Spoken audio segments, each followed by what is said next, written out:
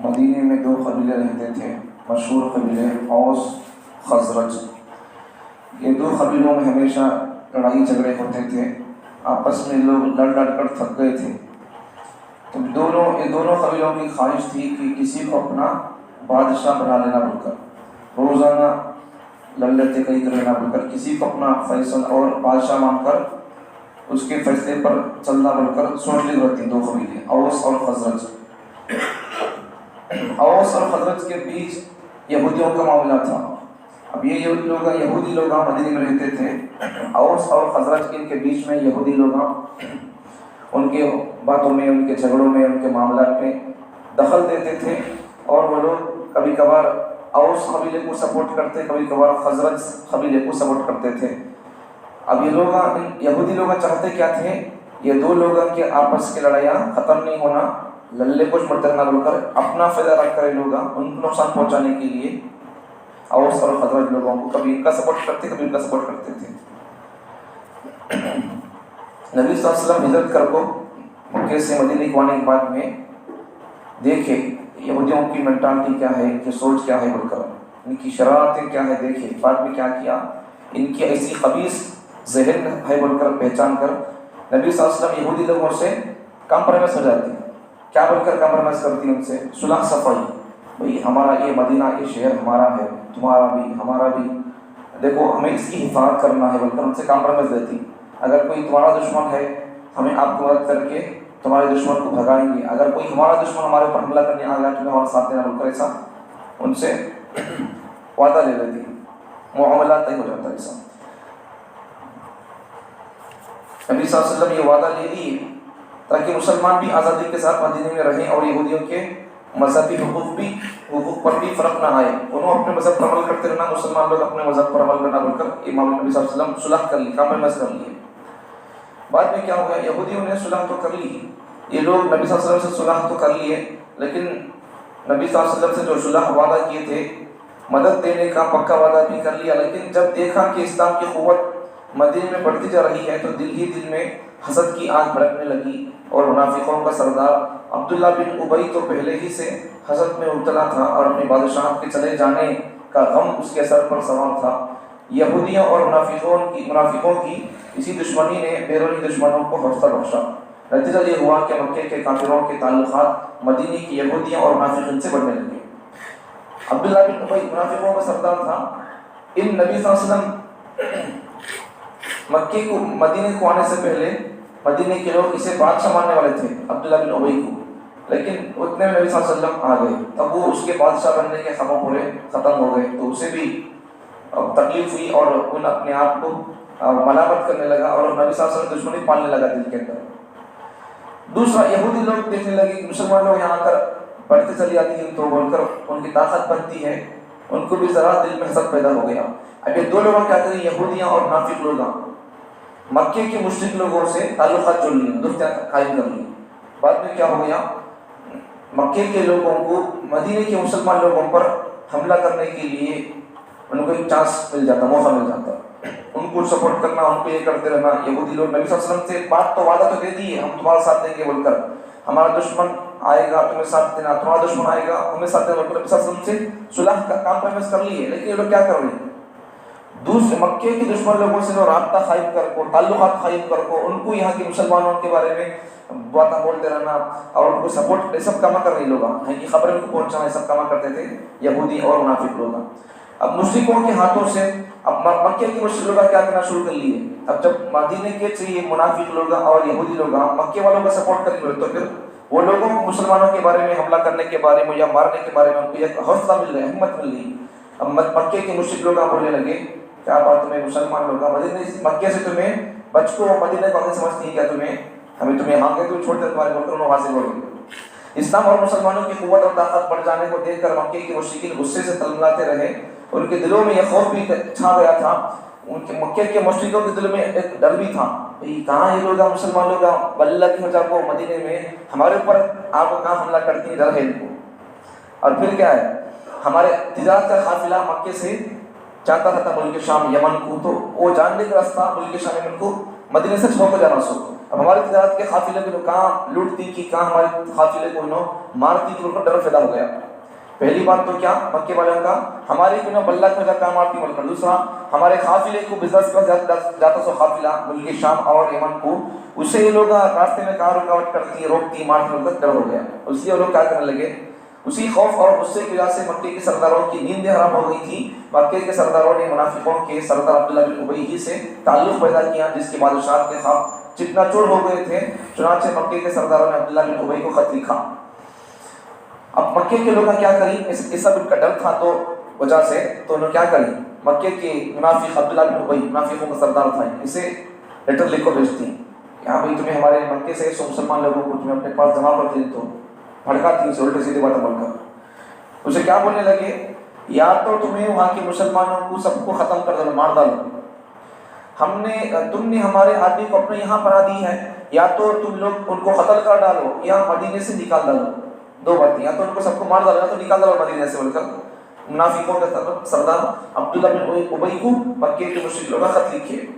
ورنہ ہم خدا کی قسم کھاتے ہیں کہ ہم سب لوگ تم پر حملہ کریں گے۔ بانی دیتی ہے مکے کے لوگ عبداللہ بن ابی کو، یا تو تمہیں ہمارے مکے سے سو مسلمان لوگوں کو نبی کو تمہیں مار ڈالو سب کو بھی، نہیں تو وہاں سے نکال ڈالو، نہیں بولے تو ہمیں تمہارے کو مارتے مل کر اسے وارن دے رہی ہوں۔ اب یہ خط کا میٹر پورا اللہ تعالیٰ نبی صلی اللہ علیہ وسلم کو وحی کے ذریعے پتہ چلتی ہے، نبی صلی اللہ علیہ وسلم تک یہ بات پہنچ جاتی ہے، اطلاع ہو جاتی ہے، تو نبی صلی اللہ علیہ وسلم عبداللہ بن ابی کو بلا کر بولتی، کیا بھائی تو تیرے بھائیوں سے تیرے گاؤں کے اتنا لڑتا کیا وہاں، تیرے بچوں سے تیرے بھائیوں سے لڑتا کیا، تیرے گاؤں کے اتنا لڑتا کیا وہاں، یہ لوگ مرجان چیزیں پسند نہیں کیا، دیکھ لے اگر تو ان کا ساتھ دے کو مکے کے مشرکوں کو اگر تو ساتھ دیا، انہوں آئے تو ان کا سپورٹ کر کو تو ان کے سے لڑنے لگ گیا، تو تیرے بھائی تیرے بھی بچے تیرے اپنے مر جائیں گے، تجھے پسند نہیں کیا ایسا، تو سوچ نقصان کس کا ہوتا کی، بولنے لگے تو اسے عقل ٹھکانے لگ گئی، بات سمجھ میں آ گئی۔ تو پھر رسول اللہ صلی اللہ علیہ وسلم نے تو ادھر یہودیوں سے بھی صلح فرمائی تھی، اب اسے سمجھا دیے، انہیں بھڑکے مکے کے لوگ، ان بھڑک گیا، بعد نبی سے تو اگر ان کا سپورٹ کرے گا نقصان کیا ہوگا سمجھا دیے، خاموش ہو گیا ہے۔ اب پھر یہودیوں سے نبی صلی اللہ علیہ وسلم تو ان سے پہلے سب تعلقات قائم کر کو تھے، کامپرومائز کر کو تھے، تو صلح صفائی فرمائی تھی، معاہدہ کا پابند بنا دیا تھا۔ اب سب سے بڑا خطرہ، اب انہوں دونوں یہودی لوگوں سے بات چیت ہو گئی اور منافق سردار اس سے بات چیت ہو گئی، سمجھ گیا، اب خطرہ کس سے تھا، مکے کے لوگوں سے تھا، کب بھی اگر ہمارے اوپر حملہ کر سکتے وہ ایک ڈر تھا۔ تو نبی صلی اللہ علیہ وسلم کیا کیے، رات پر نبی صلی اللہ علیہ وسلم بھی مکے کا چکر لگاتے تھے، وہ لوگ کب تو آتے تھے کہ ہمارے کو مارنے واسطے بول کر، اور صحابہ بھی تلوار پھلنے کو سوتے تھے، انہیں کب آتی کہ مکے کے لوگ ہمارے پر حملہ کرنے کو ایسا۔ تو صحابہ کرام ہتھیار، نبی صلی اللہ علیہ وسلم رات بھر ان دنوں جاگا کرتے تھے اور صحابہ کرام ہتھیار باندھ کر سوتے تھے اور باری باری مدینے کی حفاظت کے لیے راتوں میں گشت لگایا کرتے تھے۔ دشمن کب آتی بول کر تلوار پھلنے کو مکہ سب جاگ کو گزارتے تھے، کہاں سے آتی کب آتی بول کر دیکھتے تھے، دیکھ لیتے رہتے تھے صحابہ کرام نبی صلی اللہ علیہ وسلم کی۔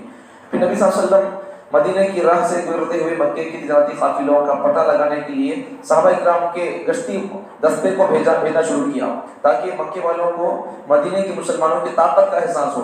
اب مکے سے کیا کرتی تھی، کیا بزنس کے واسطے ملک کے شام کو مکے کے لوگ، تو نبی صلی اللہ علیہ وسلم کیا کری، ایک دستہ ایک جماعت کو بھیجی، کئی کو ہمارے پاس بھی طاقت ہے، ہمیں کیا بھی کم نہیں بول کر مکے کے لوگوں کو بتانے کے واسطے نبی صلی اللہ علیہ وسلم جاتے سے مکے سے جاتے سے قافلہ تجارت کے واسطے ملک کے شام کو نبی صلی اللہ علیہ وسلم اس کے پیچھے بھیجتے ہیں۔ نبی صلی اللہ علیہ وسلم سب سے پہلا دستہ حضرت حمزہ رضی اللہ عنہ کی سرپرستی میں یکم سن ہجری ماہ رمضان میں، رمضان کا مہینہ تھا، ہجرت کا پہلا سال تھا، نبی صلی اللہ علیہ وسلم نے حمزہ رضی اللہ عنہ کو امیر بنا کر ایک دستہ بھیجتے، ایک جماعت بھیجتے، کئی کو مکے کے جاتے سو تجارت کا وہ قافلے کو اور ان کو دکھانے کے لیے مسلمانوں کا پاور کیا ہے بول کر۔ اب اس وقت تجارت کے لیے جو قافلہ جاتا تھا مکے سے ملک شام کو، ان کی آمدنی انکم کتنا تھا، یہ 1 لاکھ یا 1.5 لاکھ دینار ان کا انکم تھا اس زمانے میں۔ اب دوسرا ایک تو نبی صلی اللہ علیہ وسلم پہلے ایک جماعت بھیجے حمزہ رضی اللہ عنہ کی سرپرستی کو امیر بنا کر ان کو مکے کے لوگوں کے فروغ پڑنے کے واسطے، دوسرا ایک جماعت بھیجتے ہوئے دوسرا دستہ ماہ شوال 1 سن ہجری کو رابعہ کی طرف روانہ فرمایا، ایک جگہ کا نام ہے رابعہ، اس طرف نبی صلی اللہ علیہ وسلم ایک جماعت کو بھیجتے مکے سے جاتے سے لوگوں کے اوپر روک پڑنے کے واسطے۔ یہ مقام مدینے سے تقریباً 7 میل کے فاصلے پر ہے، رابعہ یہ جگہ مدینے سے 7 کلومیٹر کے دور پر ہے، تو وہاں جاتی ہیں لوگ دوسری جماعت۔ نبی صلی اللہ علیہ وسلم نے اس دستے کا امیر حضرت عبیدہ بن حارث کو مقرر فرمایا. ان کے ساتھ مہاجرین کی ایک جماعت تھی. جب یہ جماعت سنیت المرہ پہنچا تو دیکھا کہ قریش کے 200 سوار پر مشتمل دستہ ابو سفیان کی قیادت میں پڑاؤ ڈالے ہوئے ہے. ایک جگہ ہے سنیہ،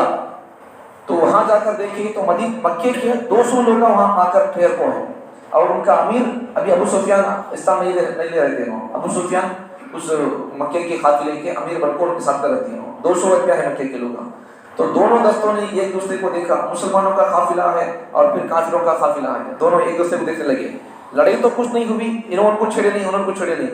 خاموشی تھے. لیکن پھر ایک تیسری مہم مکے والوں نے تجارتی قافلے کو ہراساں کرنے کے لیے بھیج گئی.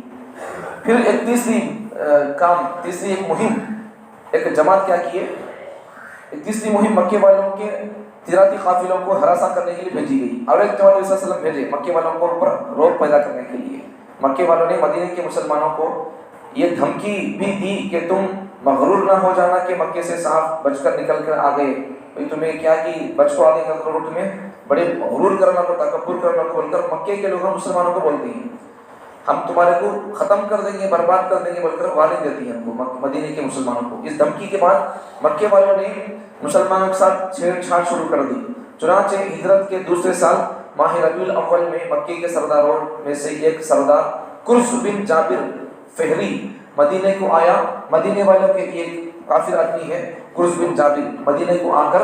مدینے والوں کے اونٹا چڑھتے رہتے جنگلوں کے اندر. تو ان کے اونٹا، مدینے والوں کے اونٹا پورے بھگالے کو چل جاتا مکے کو. تو یہ کئی کرتا ہوں یہ بتانے کے لیے کہ دیکھو تمہیں مدینے کو چلے گئے تو ہمیں تمہارے کو چھوڑتے نہیں، مدینے کو تمہیں چلے گئے تو جیسا ہمیں تمہارے جانوروں کو لوٹ کر چل جا سکتے ہیں ہمیں تمہارے کو بھی ختم کر سکتے ہیں. وارننگ دینے کے لیے یہ کرتے ہیں لوگ آئے. بعد میں نبی صلی اللہ علیہ وسلم نے 70 صحابہ کو اپنے ساتھ لے کر وہ آدمی کرز بن جابر فہری اس کا پیچھا نبی صلی اللہ علیہ وسلم کرتی 70 صحابہ کو لے کر ان بھاگ کو چل جاتا مکے کو. اور بدر کے اطراف میں واقع وادی صفوان تک پہنچے، لیکن وہ آدمی مل سکا نہیں، لیکن وہ مل نہ سکا. اس غزوے کا نام غزوہ صفوان ہے. لڑائی تو نہیں ہوئی لیکن نبی صلی اللہ علیہ وسلم اس کا پیچھا کیے. وہ آدمی اونٹا لے کو بھگا لے کو اونٹا کو چل گیا. اس غزوے کا نام، لڑائی کا نام کیا، لڑائی تو نہیں ہوئی لیکن اس غزوے کا نام کیا ہے، غزوہ صفوان ہے. یہ غزوہ ربیع الاول سن 2 ہجری میں پیش آیا. اس کے بعد جمادی الاول میں ایک اور غزوہ پیش آیا جس کا نام غزوہ ذی العشیرہ ہے. اس غزوے میں نبی صلی اللہ علیہ وسلم کے ساتھ 150 سے زائد صحابہ تھے. یہ غزوہ اس وقت پیش آیا جس وقت مکے کے قریش کا تجارتی قافلہ ملک شام جا رہا تھا. نبی صلی اللہ علیہ وسلم کو ایک مکے سے ایک جا رہا تھا قافلہ ملک شام کو. نبی صلی اللہ علیہ وسلم کو معلوم ہوا تو ان کا پیچھا کرنے کے لیے نکلے، مگر یہ قافلہ پار ہو چکا تھا. تو ان کو ڈرانے کے لیے نبی صلی اللہ علیہ وسلم ان کا پیچھا کیے، لیکن وہ لوگ پار ہو چلے گئے. ذی العشیرہ نامی مقام پہنچے اور وہاں سے واپس ہو گئے. یہی وہ قافلہ ہے جو ابو سفیان کی قیادت میں ملک شام پہنچا. ابو سفیان ساتھ تھے اس قافلے کے. اور جب ملک شام جب یہ قافلہ پہنچا واپس لوٹا تو صلی اللہ علیہ وسلم نے اس قافلے کو گرفتار کرنا چاہا. جب انہوں ملک شام میں بزنس کر کے واپس آ رہے تھے مکے کو، نبی صلی اللہ علیہ وسلم کو معلوم ہوا تو نبی اس قافلے کا پیچھا کرنے کے لیے سوچا کہ ان کو پکڑ لیں گے بول کر سوچے. لیکن وہ جب ان کو معلوم ہوا نبی صلی اللہ علیہ وسلم اور صحابہ ان کو پکڑنا بول کر تو وہ لوگ اور ایک راستے سے بھاگ کو چل جاتے مدینے کے راستے سے نہیں سرکا، اور ایک راستے سے مکے کو چل جاتے ہیں. تو یہ سب چیزیں نبی صلی اللہ علیہ وسلم بھی جب دشمن اس حساب سے نبی مسلمانوں کو تنگ کرنے کے لیے، ان کے اوپر اپنا روب ڈالنے کے لیے انہوں اپنے حساب سے کام کرتے تھے. نبی صلی اللہ علیہ وسلم بھی پیچھے نہیں ہٹے، ان کو بھی روب دکھانے کے لیے، اپنا پاور دکھانے کے لیے کوئی نہ کوئی تدبیر نبی صلی اللہ علیہ وسلم کرتے ہوئے نظر آتے ہیں. ٹھیک ہے، اگلی باتیں کل آئیں گی. سبحان اللہ.